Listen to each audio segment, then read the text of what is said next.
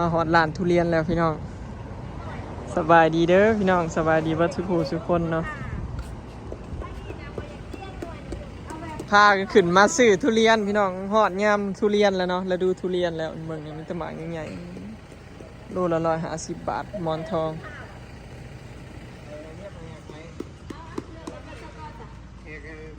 กินมาเลย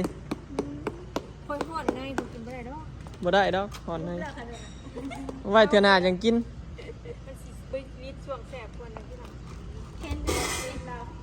มาเบิ่งตัวเป็นแพ็คพี่น้องคุณแม่วันนี้สับเห็น อันนี้แพ็คน้อย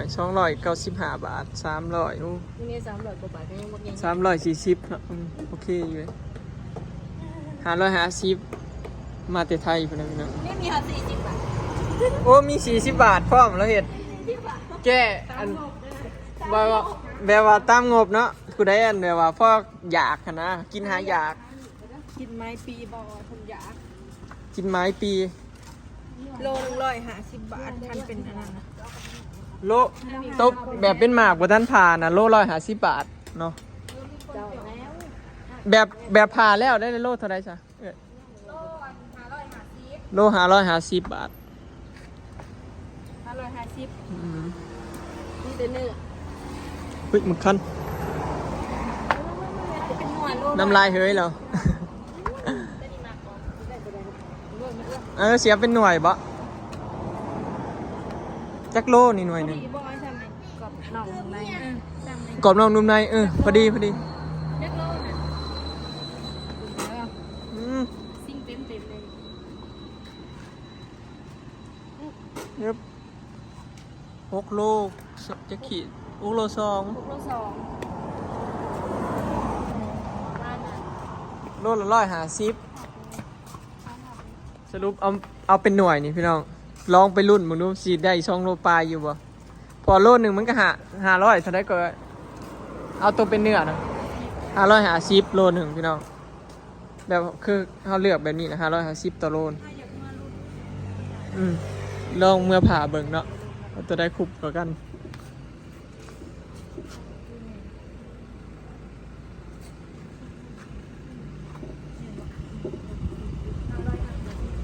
ให้เราผ่าให้พี่น้องผ่าให้ผมบ่ได้ถ้ารอรุ่นมาฉีดคุ้มบ่เนาะ900 บาทหน่วยนี้กินไม้ปีบ่นี่ปีนี้ท่านกินบ่ท่านได้ปีที่แล้วที่พายกินมื้อละพูมาซื้อกันปีแล้วนี่มาซื้อเราได้กินแต่มื้อละพูลองเอาหน่วยใหญ่มาบ่ได้เคยเอามาหลายทีที่เราเอาหน่วยน้อยมาแบบว่าย่านคนแบบว่าเงินบ่หลายแน่เด้มีแบบแพ็ค40 บาทอีกนี่ผู้ใดอยากกินหน่วยใหญ่นี้ขอเอาหน่วยหน่อยนะขายง่ายกว่าบางคนกะงบราคาบ่สูงง่ายอยากนะบ่สไลด์กับไผสิไปกินเป็นหมากมื้อนี้เนาะคันลายแล้วกันเนาะมันกินลายบ่ได้เด้มันกินลายบ่ได้อันนี้ทุเรียนละโล2 โลขายง่ายก้าวเดียวแล้วเนาะมื้อซื้อนี่ข่อยเอามาหน่วยละโลไป2 ไปเกือบเบิดมื้อแม่บ่อยู่แม่ไปส่งยาทานบ่อ่อยเอากระมูเบิดมื้อแม่ไปถ่ายคลิปเนาะยากพี่น้องเลยบ่ได้ถ่ายมาเลยมันหน่วยใหญ่โลรุ่น6หน่วยนี่นะ6 โล 2 ขีดพี่น้องหน่วยบักใหญ่ๆเลยนั่นแหละเฮาสิลองไปติดเบิ่งเฉพาะเนื้อชิ้นถ้าได้2 โลไปก็คุ้มกำไร900อยากจะถูกเนี่ยบ่เนาะเนาะแกงน่าๆนะข่อยจีเอาเลย599นี่บ่ลดบ่เอา580ซะใช่เปลี่ยนใจจ้ะ599มันเป็นเอาแพ็ค500นะกันแล้วเฮ้ยเนาะแพ็ค500ก็คุ้มอยู่มีแต่กรอบนอกนุ่มในเบิดบ่นี่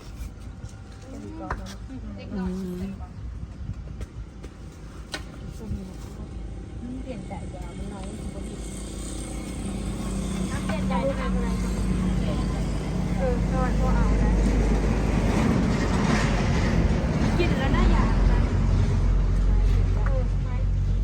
กิน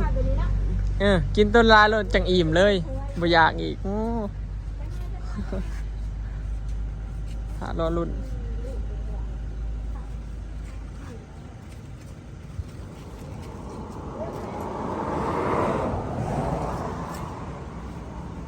เราก็เบิ่งทุเรียนบ่เป็นเลยพี่น้องเลย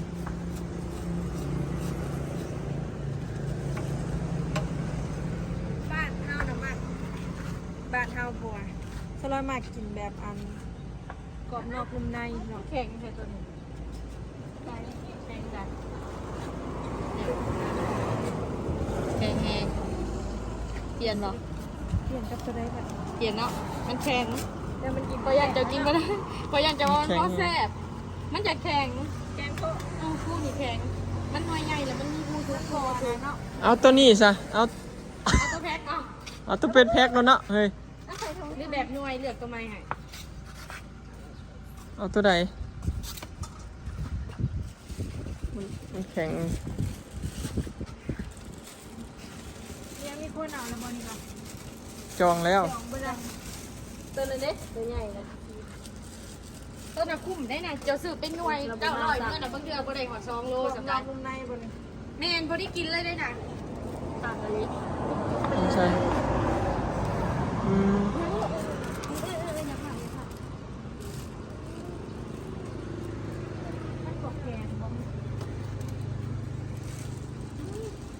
แพงพอดีกินกรอบนอกนุ่มในพอดี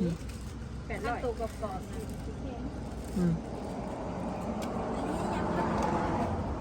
จะมี80 บาทเปล่ามันก็ได้ไม่อย่าพลาดเดี๋ยวปล่อยไปนี่เอา2 แพ็คป่ะ2 แพ็คกันลูกก็ได้มันถือตัวใดบ้าง1,000 90มัน1,000 50จำได้นิดๆเลยนะท่านข่อยแก้มาบางเทือเนื้อมันโบราณของประจับหน่วยอื่นๆได้เห็นมันคุ้มเลยจริงๆจากซื้อเป็นโลกอะเขาขายอยู่ปากซองโลนึง150เลยเนื้อนะไอโล1ค่ะเพียงก็550บาทท่านเมนซิ่งเขาเนี่ยข่อยยัน2โลละ550เราซิ่งข่อยนะซิ่งเต็มเอาตัวนั้นอ่ะเขาเห็นนั่นลังคนเขาขาย นี่จะเนื้อโล550พี่น้องครับเป็นหมากันแล้ว150ไม่ได้ค่อยเสียแกตีมือเด้อวานได้กินเลยได้ให้บ้าอ่อยร้อยวานได้มาสิชิมมึงดูก็เพิ่นผู้ชิมแต่ว่า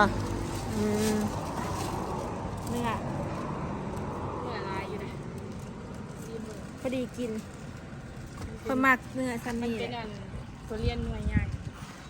เนื้อมันลายเนาะลายมันหน่อยก็สิได้กินก็สิได้กินกินแบบผิดอันนั้นเลยพอดีเลยเบิ่งให้ชิมมา1ของซันซาวหอนในผมลองนุ่นในพี่น้องมันนั่นหน่วยใหญ่มันกับสีบหวานจนเกินไปทุเรียนมันชีแสบช่วงนี้เลยเนาะช่วงนี้ยังพอแสบได้ช่วงกลางๆมันชีแสบกลางบอกช่วงนี้บางหน่วยมันก็ยังติดอ่อนอยู่ได้บางหน่วยนะอันแก่เนี่ยเนาะอันนี้แก่ยุ่นในหน่อยค่ะคือเนื้อลายจำชีกินนี่นะหน่วยเดียวกันได้นี่อันนี้เขาจะเจาะแล้วแต่เขาจะบริมาเอาเขาก็เลยได้เนาะ850 บาทเป็นมึงเลยบาทตัวนี้มาแม่ตลาดพี่น้องงามนี่อื่นหลายเด้โลละ200,000นะฮิตบดก็มีนะปลาข้อยังไงปลาสะดูบ้านเฮาเขามัน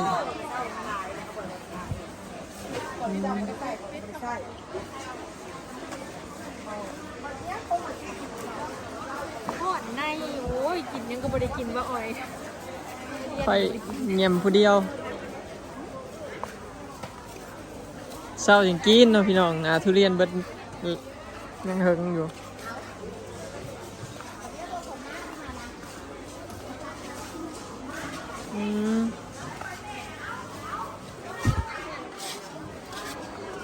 จักสิคือยังเมื่อกินข้าวบ้างอาหารแท่นี้ก็เจ้ากับเห็ดใหม่นะครับ จะเห็ดเป็นวันนั้นขายพักเบิดขายกับ จอด เขา ไปทางใดเลยอันนี้หน้ำไม้ต้มค่ะบะเมนหวายบ่ช่องเถื่อกันยังว่าบ่ถืออยู่อื้อไข่มดแดงชาวพันธุ์บ่ฝนตกเลยเห็ดบดออกเลยเนาะไปยัง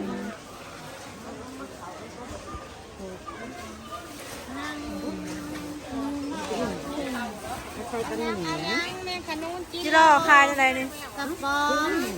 คายอะไรจิโร่ ทีหนึ่งช้างสิบหา โตใหญ่อะต้องใช้เป็นจิโร่เซ กิโลเซ่ อันนี้กระปอม นี่แล้วกูถึงหลักกูเอาเลยนะมึงถึง ปลาเป็นปลาเซพี่น้องปลากดปลาย้อน อันนี้ปลาโดพี่น้อง นี่ใช้เบิ่งปลาโดกับปลาคอนี่บ่เคยคือกันเลยสลอยยังว่าคือปลาคอแต่ว่าบ่แม่นเดิอันนี้เขาจะเอิ้นว่าปลาโดอันนี้ปลาคอเนาะหัวมันแหลมๆลายๆเนาะ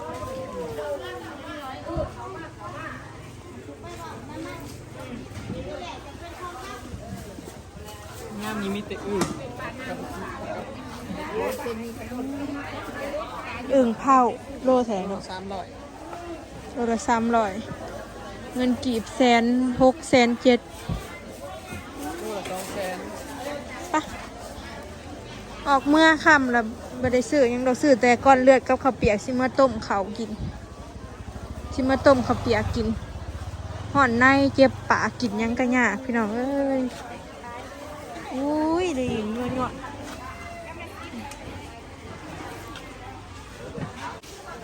ฟ้าอันนี้ปลาดปลาข้าวบ่เฮ้ยอันนี้อืม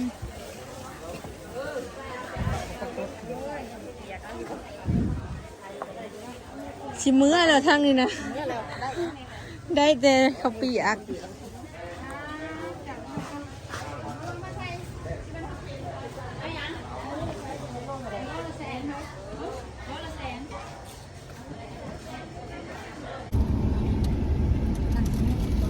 เมื่อแล้วอันนี้ได้แพมเพิร์สกับทุเรียนเมื่อเนาะมากับหมูดอกแงลูกหมูสบายดีเด้อลูกพ่อเป็นอยุทุยาเด้อทุยาไหม ชื่อขนมเมีย จังหวัด3 ปีเด้อเด้ค่ำแล้วพอดีเมื่อหาเกือบมูอีกเนาะอยากเด้ทุเรียนนี่ก็ซื้อแล้วก็บริกิ ไม่ น งั้นจิไปซื้อหลอดไฟของ ซื้อแทนเบียดก็มีของเบียดหนึ่ง เอ้าบางทีก็ซื้อแต่ของเวียดนั่นแล้ว ไปซื้อแพมเพิร์สคลิปนี้ก็สิขอเก็บภาพบรรยากาศไว้ซามิเดอร์พี่น้องพอกันคลิปหน้าเนาะไม้ปีพี่น้องทุเรียนอยู่ไทยโลเท่าไรเนาะแพงบอซามิแต่ว่าอยู่บ้านเฮานี่ถ้าเป็นเนื้อถ้าเป็นลูกก็โลละ150ถ้ามีแต่เนื้อโลละ550พี่น้องเนาะไปแล้วพี่น้องสบายดี สบายดี